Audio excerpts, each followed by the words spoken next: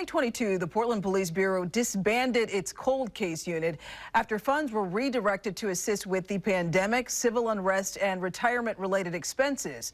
Well, now, through the help of a grant, the unit is restarting operations in hopes of providing closure to grieving families.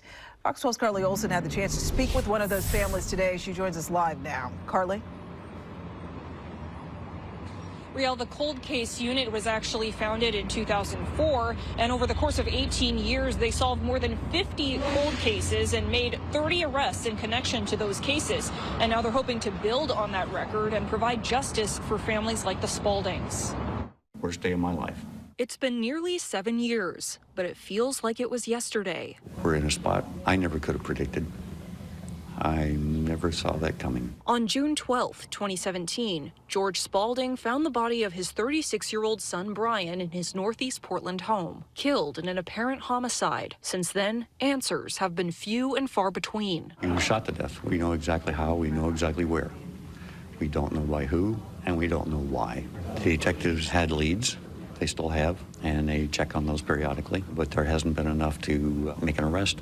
It's cases like Brian's that Portland police say have prompted them to restart their cold case unit, thanks to a $2.5 million grant through the National Sexual Assault Kit Initiative. The grant will allow for 4 detectives and provide $300,000 for advanced forensic genetic genealogy testing. What we are attempting to do here is really provide that connection and that closure that is so deserving of the families that have experienced the loss that you see on the screen. The cold case unit helps solve high-profile cases like baby Precious, an infant girl found dead in a recycling center on Swan Island in 2013. Some technology has changed since the unit disbanded, and they'll now be able to obtain DNA from hair samples with no roots and fired shell cases, which was impossible until recently. Ultimately, our goal is to bring as many of our unsolved cases up to current investigative standards as we can, and by doing that, hopefully solve some and bring some resolution, some justice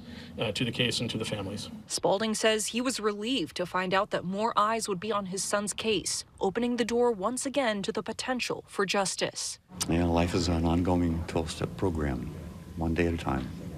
And some days are harder than others. Somebody should be held accountable for making that horrible decision.